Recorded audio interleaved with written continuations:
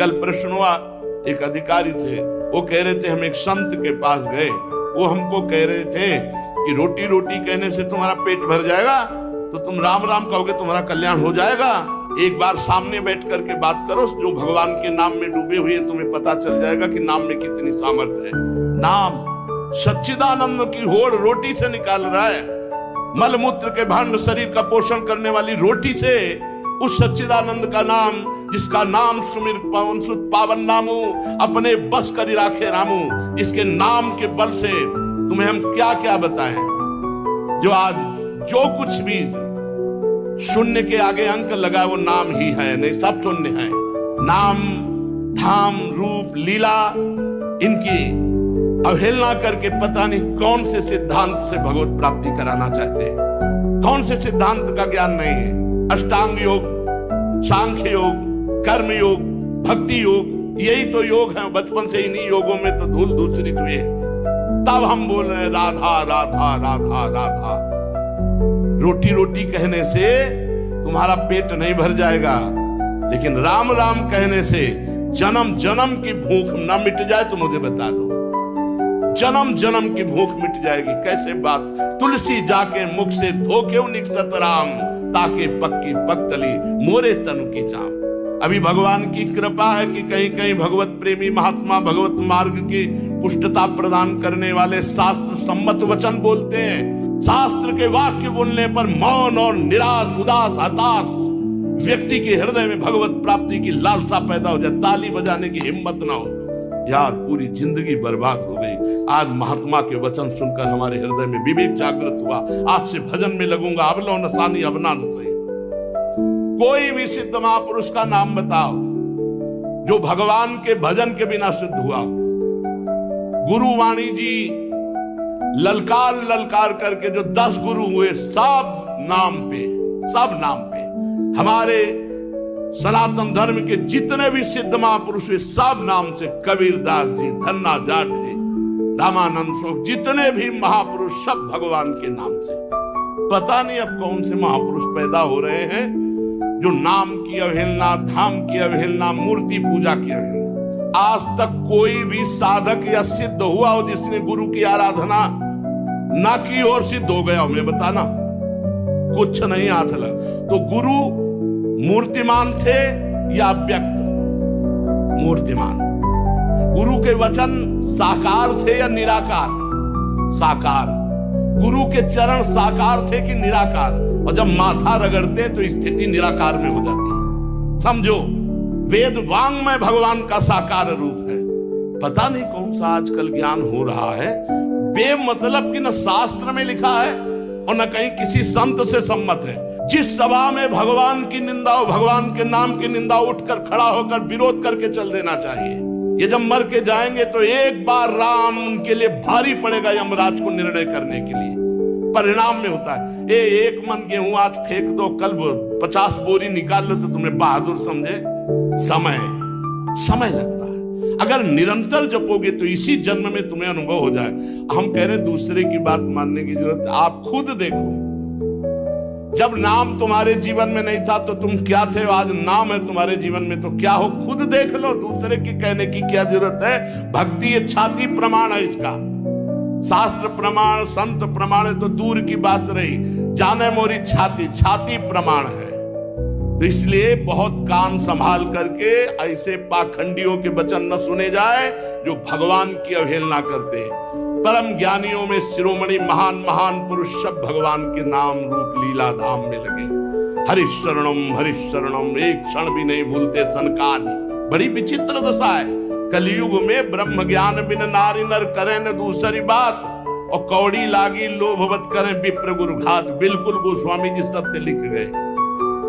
जिसकी जिह्वा पे नाम है, वृंदावन की भूमि से बैठ के कह रहा हूं, भगवान की भी ताकत नहीं कि उसका मंगल कर सके।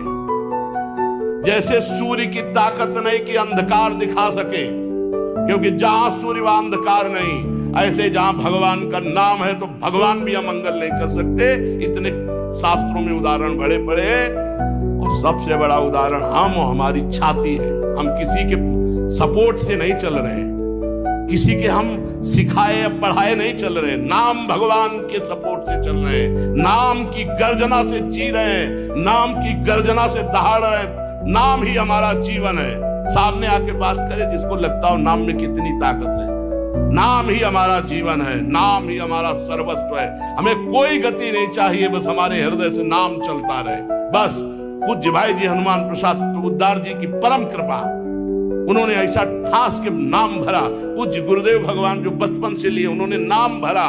पूज्य हितजू महाराज क्वाहम तो छा परम धमा प्राणो घर कर्मा यत्तन्नाम स्फुरति महिमा रेश वृंदावनस्य। राधा नाम पूज्य गुरुदेव भगवान, नाम नाम नाम सबका सार नाम। और जो नाम ना पकड़े तो वो अपने जीवन की हाल देख लेना आगे चल के। और नाम पकड़ लिया तो चाहे कामी हो, चाहे क्रोधी हो, चाहे लोभी हो, चाहे मोही हो। भागवत में लिखा है कि पुत्र के बहाने नारायण बुलाया तो भगवान की प्राप्ति हो गई। अहो वत्सो पचतो गरीयान जिह्वा के वर्तते नाम तुभ्यम। वो चांडाल भी श्रेष्ठ है जिसकी जिह्वा पर भगवान का नाम विराजमान है। एक गुरुजी ने कहा चेला को, बहुत दिन से सेवा कर रहा था, क्या चाहिए? गुरुजी जो आप उचित समझो। उसे बहुत गरीब आदमी हूं, आपकी सेवा में लगा। बोले आज वो अमोघ वस्तु देंगे जिसकी समानता त्रिभुवन नहीं कर सकती। जाओ गंगा स्नान करके आओ। गंगा स्नान करके आओ। बोले बेटा राम राम राम, किसी से कहना नहीं, बहुत गुप्त चीज, अमूल्य वस्तु। गुरुजी राम राम, किसी से कहना नहीं। क्या दिया? चुपचाप अंदर अंदर जपना। बाहर गए तो गाय चरा रहे थे लोग। बोले भगत जी राम राम। गुरुजी कहे तो बड़ी गुप्त वस्तु है, अमोघ वस्तु, फुसला दिया। ये तो एक चरवाहा बोल रहा है हमसे राम राम। वही गुरुजी ने बोला है राम राम। मतलब ऐसा तो नहीं करना चाहिए, इतने बड़े संत को और हम इतनी सेवा की, हमको फुसला दिया राम राम कह के। दूसरे दिन सेवा में बोले गुरुजी एक बात कहना चाहते। बोले बच्चा बाद में कहना, बहुत जरूरी काम है। वो झोली है, उस झोली में एक वस्तु टंगी है, उसको बेच आओ बाजार में, पर केवल मूल्य भर जानना, बेचना नहीं, खाली वापस आओ। जाओ। वो गुरुजी हमें बात कहनी। तो बोले तुम्हारी बात जो ही ये काम करके आओगे सो। ले गए तो एक भाटा आलू गाजर बेच रहा था, उससे कहा ये देखा चमकता हुआ पत्थर। बोले 2 किलो बैंगन ले लो। बोले नहीं लाओ। पेन से लिखा कि सब्जी बेचने वाले ने 2 किलो बैंगन इसकी मूल्य लगाया। अब एक बनिया के पास गया, बोले ये लेंगे आप? कहा चमकता हुआ कोई पत्थर है। कहा 1000 रुपया। बनिया ने 1000 रुपया वापस लिया। स्वर्णकार के पास गया, उसने देखा कि है तो हीरा, पर ऐसे गंवार के पास असली हीरा कहां से हो सकता है। उसने कहा 1 लाख रुपए देंगे। 1 लाख रुपए स्वर्णकार। और जौहरी के पास गया, जौहरी ने देखा, उसने कहा कि 1 करोड़ रुपया।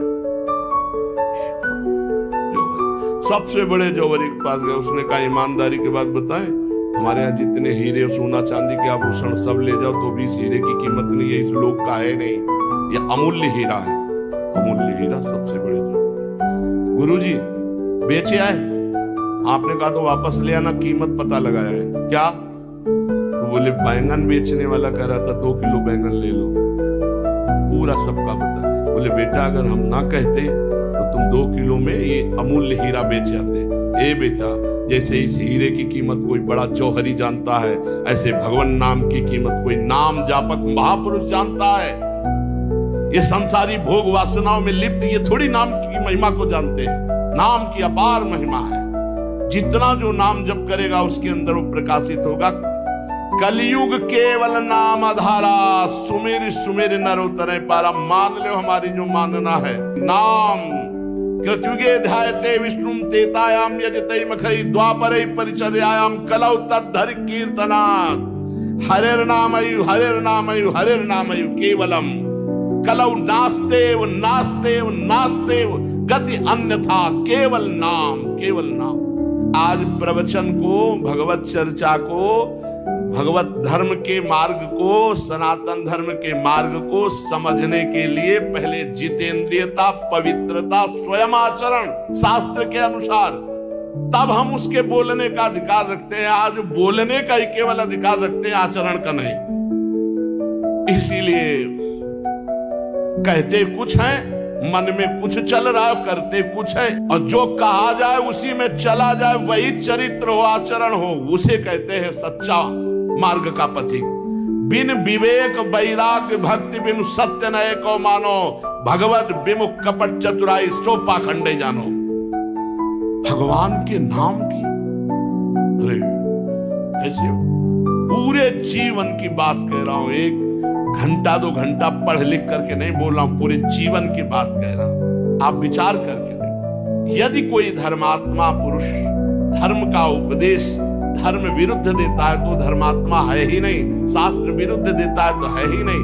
अरे प्रणव से लेकर भगवान के अनंत नाम है, और आज तक कोई महात्मा बिना भगवान के नाम के, या कोई गृहस्थ बिना भगवान के नाम के कोई पदवी प्राप्त किया हो तो हमें बताओ। धर्म विरुद्धता हमारी बुद्धि में वैसे ही है, और धर्म विरुद्ध सपोर्ट मिल जाए तो फिर क्या कहना, मनमानी आचरण करो। इसलिए बहुत सावधान रहिए, अपने कान को संभालिए, जबान को संभालिए, नेत्रों को संभालिए। इन 3 से ही साधना बनती है और बिगड़ती।